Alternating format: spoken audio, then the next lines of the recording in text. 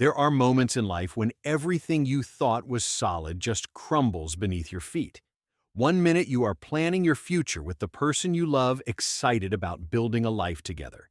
The next, you are standing in your own bedroom doorway, watching that future die right in front of you. I am Arturo, and 3 years ago, I was weeks away from marrying the woman I thought was my soulmate. My younger brother Dylan and I had always been close. He was the baby of the family, the one everyone protected and forgave. I trusted both of them completely. I never imagined the two people I loved most in this world would be the ones to destroy me. Before we dive into what happened that night, I want to know where you are watching from. Drop your city or country in the comments below. If this story resonates with you, hit that like button and subscribe to the channel. Trust me, you will want to stay until the end because what I discovered changed everything I believed about family loyalty and what it really means to forgive. Let me take you back to that evening when my entire world shattered. I was 30 years old, working as an architect at a mid-sized firm in Portland, Oregon. Life felt good, really good. I had just wrapped up a major project designing a community center for a neighborhood on the east side of town. Seeing those blueprints come to life, watching the construction team break ground, it filled me with pride. My career was exactly where I wanted it to be. Then there was Grace. We met 3 years earlier at an art gallery opening through mutual friends. She was standing in front of a massive abstract painting, tilting her head like she was trying to decode some hidden message.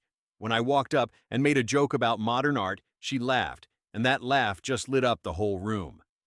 Grace taught second grade at an elementary school downtown. She had this gentle way about her, patient and thoughtful. Kids adored her. I adored her. We got engaged after 2 years of dating.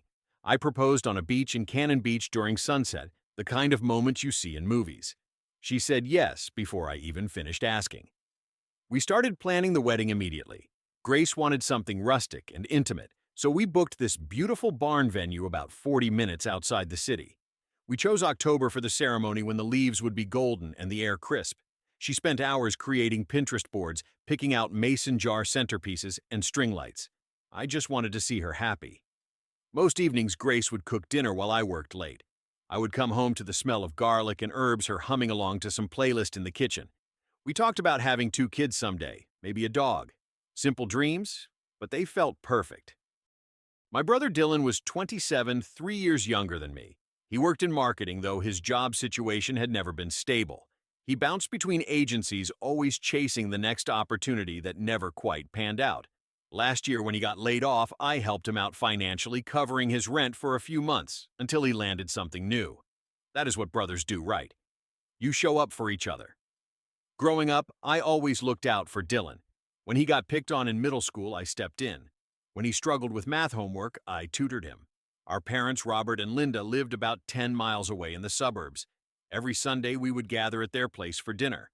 Mom would make pot roast, and Dad would complain about his golf game. It was routine, comfortable, the kind of family closeness I always appreciated. But about 2 months before the wedding, things started feeling off. Grace became distant. She would check her phone, constantly angling the screen away whenever I walked by. One evening, she mentioned grabbing coffee with a friend from work, but later that week, I drove past a bar across town and saw her car parked outside. When I asked her about it, she got defensive, said she changed plans last minute, and forgot to text me. Dylan started showing up at our apartment more often, usually when I was at work. He claimed he was helping Grace with wedding preparations, picking out decorations or organizing seating charts. It seemed thoughtful at first. Grace would mention how sweet Dylan was being, how much time he spent making sure everything was perfect. I felt grateful. Then one night, I saw a text notification pop up on Grace's phone while she was in the shower. It was from Dylan. The message read, "Miss you already." My stomach twisted. When Grace came out, I asked her about it. She did not even hesitate. She said Dylan was going through a rough time after breaking up with his girlfriend and was feeling lonely. The text was just brotherly affection, nothing more. I believed her. I wanted to believe her. My best friend Marcus noticed something was wrong before I did. We grabbed beers one Thursday after work, and he looked at me across the table and said, "Man, something feels off. You sure everything is okay?" I brushed him off, defended both Grace and Dylan. I told Marcus he was reading too much into things, that wedding stress was making everyone act weird. He nodded, but did not look convinced.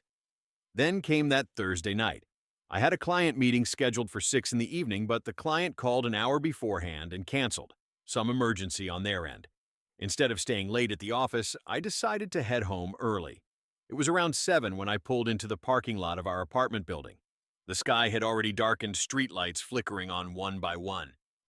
Dylan's car was parked right out front. I remember seeing it and thinking he must be helping Grace choose flowers. They had talked about finalizing the bouquet arrangements that morning. I grabbed my messenger bag from the passenger seat and headed upstairs to our third-floor unit. The front door was unlocked. I pushed it open and stepped inside. The living room was quiet, but I could see light spilling out from under the bedroom door. I assumed they were looking at wedding samples or something. I walked down the hallway, my footsteps muffled by the carpet. Then I heard a noise, a sound that made my blood run cold. I reached for the bedroom door handle, my hand shaking slightly. I turned it and pushed the door open. Grace and Dylan were in bed together, tangled in sheets, in my bed. In the bed I shared with my fiancée. Time stopped. My brain could not process what my eyes were seeing. It felt like the floor was collapsing beneath me, like I was falling through space with nothing to grab onto. They both froze. Grace gasped, pulling the blanket up to cover herself. Dylan sat up, his face drained of color. For a few seconds, nobody spoke. The silence was deafening. Finally, Grace choked out, "Arturo, wait, I can explain." I just stood there. I could not move, could not speak. My legs felt like concrete. Dylan scrambled to pull the sheet around his waist. Grace started crying, these big, panicked sobs that filled the room. But I still could not say anything. My mind was screaming, but no words came out. Then somehow I managed to ask the only question that mattered. "How long?" Grace's face crumpled. She opened her mouth, closed it, then whispered, 3 months. 3 months. 3 entire months. While I was working late on project deadlines, while I was picking out wedding invitations, while I was excitedly telling my coworkers about our honeymoon plans. For 3 months, the two people I trusted most in the world had been lying to my face. Dylan finally spoke. "Bro, it just happened. We did not mean for this." His voice sounded small, pathetic. Something inside me snapped. I turned and walked out of the bedroom. I heard Dylan scrambling behind me, heard him calling my name. He grabbed my arm as I reached the living room. "Arturo, please let me explain." I yanked my arm away so hard he stumbled backward. "Do not touch me." Grace ran out seconds later, throwing on a robe. Her eyes were red and swollen. "Please let me explain. I love you, Arturo. This was a mistake. It was a terrible mistake." I looked at the engagement ring still on her finger. The ring I saved up for months to buy. The ring I slipped onto her hand on that beach in Cannon Beach. "Did you wear it when you were with him?" I asked. She went silent. She could not answer that. I walked to the closet and pulled out a suitcase. My hands were shaking, but I started throwing clothes into it. Shirts, jeans, anything I could grab. Dylan stood in the doorway watching. "Where are you going?" "We need to talk about this." I zipped up the suitcase and turned to face him. "There is nothing to talk about. You two deserve each other." I left that night and crashed at Marcus's place. He did not ask questions, just handed me a beer and set up the guest room. For 3 days, I ignored every call from Dylan and Grace. My phone buzzed constantly. Voicemails piled up. I deleted every single one without listening. On the 3rd day, my mom called. Her voice was gentle but firm. "Dylan told us everything. We need to talk as a family." I drove to my parents' house that evening, dreading every second. When I walked in, everyone was already there. Mom, Dad, Dylan, even Grace. They were sitting around the dining table like this was some kind of intervention. My mom reached across and took my hand. "I know you are hurt, but Dylan and Grace made a mistake. They are sorry." My dad nodded. "Your brother needs you now more than ever." I pulled my hand back. "What about what I need? What about what they did to me?" That is when my mom dropped the bomb. "Grace is pregnant, Arturo." The words hit me like a freight train. I could not breathe. Everything around me started spinning. I looked at Grace, then at Dylan, then back at my mom. "Is it mine or his?"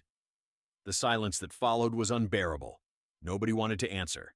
Then Dylan spoke up from across the table. "It is mine. We found out last week."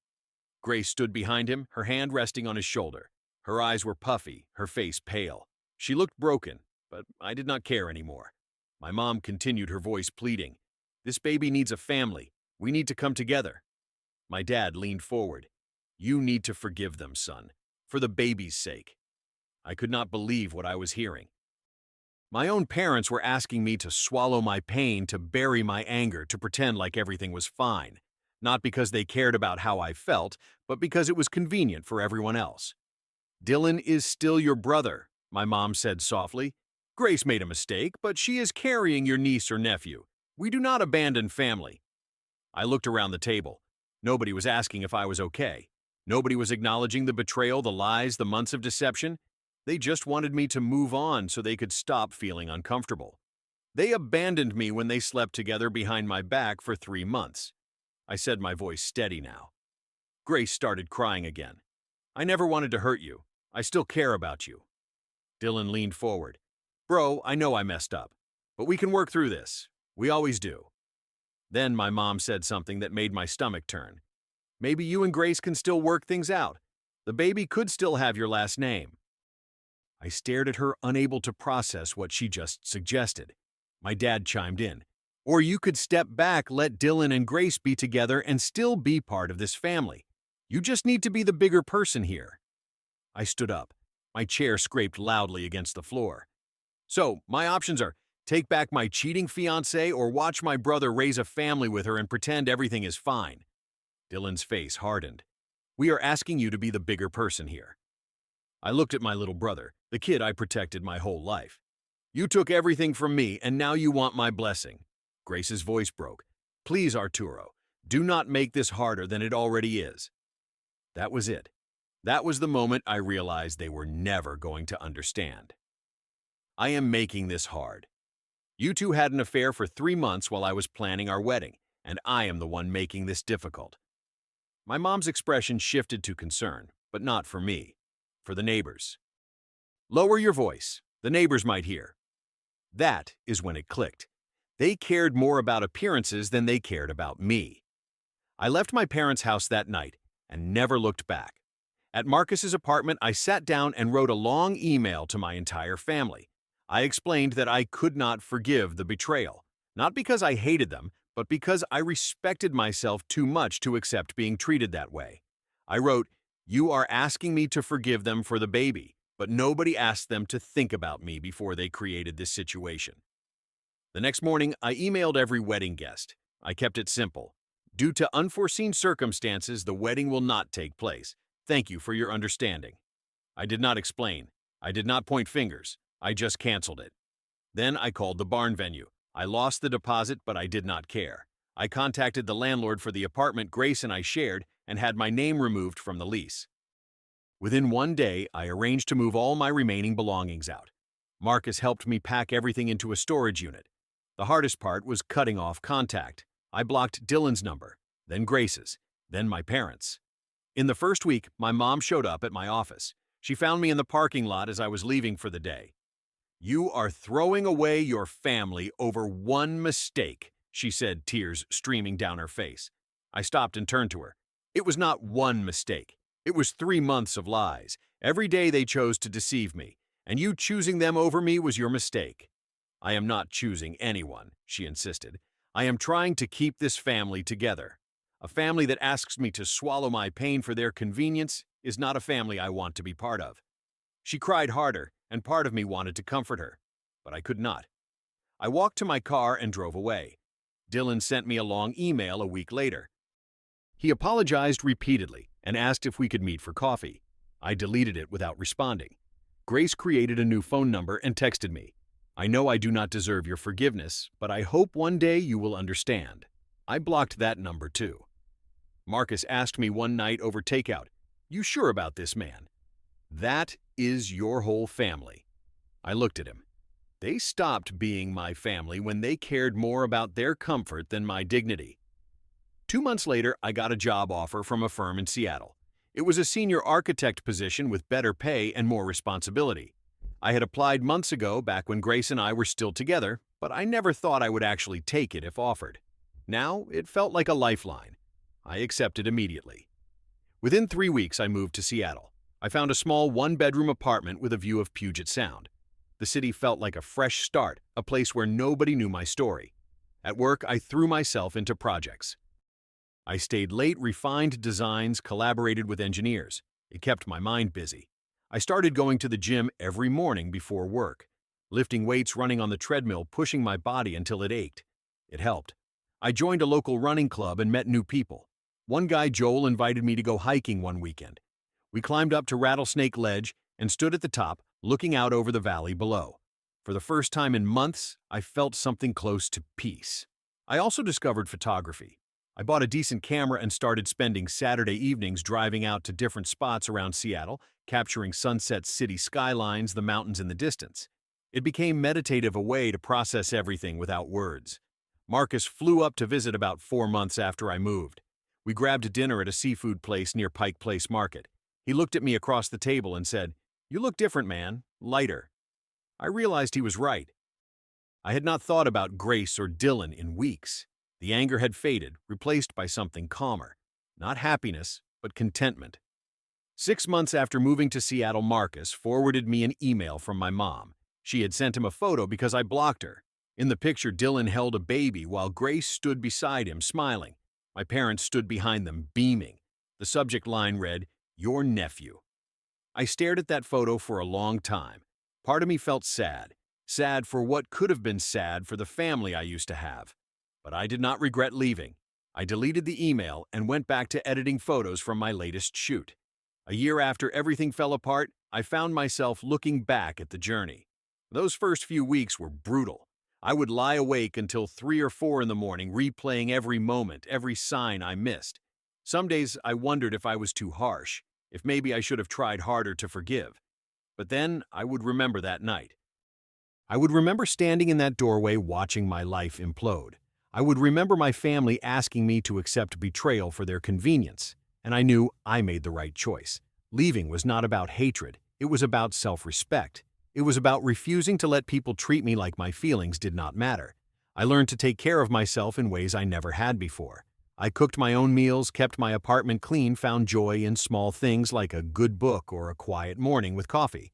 Work in Seattle continued to go well. I got promoted to lead architect on a major downtown development project. It was the kind of opportunity I dreamed about when I first started in this field. My boss pulled me aside one afternoon and told me my designs were some of the best the firm had seen in years. One Saturday, I went to an art gallery opening in Capitol Hill. I was standing in front of a sculpture when a woman walked up beside me. She had dark curly hair and was wearing a leather jacket. We started talking about the exhibit, about architecture and art, and how they intersect. Her name was Isabel. She was a graphic designer. We exchanged numbers before leaving. I was not ready to jump into anything serious, and I told her that up front. She understood. We started meeting for coffee, then dinner, then longer conversations that stretched late into the evening. It felt different from before, easier. No pressure, just 2 people getting to know each other. Marcus called one night and asked, "Any regrets?" I thought about it, really thought about it. "None," I said. Walking away was the hardest thing I have ever done, but also the most necessary. I thought a lot about what family really means. For so long, I believed family was about blood, about sticking together no matter what. But I learned that real family is about respect, loyalty, and mutual care. When my family asked me to forgive Dylan and Grace for the baby, they were not thinking about me. They were thinking about themselves, about avoiding discomfort, about keeping up appearances. Forgiveness is not about accepting disrespect. It is not about making other people feel better while you suffer in silence. Sometimes loving yourself means setting boundaries, even with the people closest to you. And sometimes the healthiest thing you can do is walk away. I do not hate Dylan or Grace. I do not hate my parents. But I also do not regret leaving. I chose my own peace over their convenience, and that choice saved me. I still think about them occasionally. I wonder if they ever understood why I left. I wonder if my mom realizes that asking me to stay would have destroyed me. But those thoughts come less frequently now. Most days I focus on the life I am building, the projects I am designing, the friends I am making, the city I am learning to love. I am not the same person I was a year ago. I am stronger, more confident, more aware of my own worth. There is a strange kind of freedom in walking away from people who do not value you. It is terrifying at first. You feel untethered, like you are floating in open space with nothing to hold on to. But then you realize that is exactly what you needed. Space, distance, room to breathe and grow and figure out who you are without the weight of other people's expectations. So here is what I learned. Some people will tell you that forgiveness is a gift you give yourself, and maybe that is true. But sometimes the greatest gift is knowing when to walk away. Because freedom is not about holding on to people who hurt you. It is about choosing yourself when no one else will. And that choice, that single decision to value my own dignity over everyone else's comfort, that is what saved my life. Now I want to hear from you. Have you ever had to walk away from family because they did not respect your pain? How did you handle it? Drop your thoughts in the comments below. If this story hit home for you, smash that like button, subscribe to the channel, and share this with someone who might need to hear it. Thank you for listening to my story. I hope it reminds you that you deserve respect, even from the people who are supposed to love you most. Take care of yourself out there, and remember, sometimes the bravest thing you can do is choose you.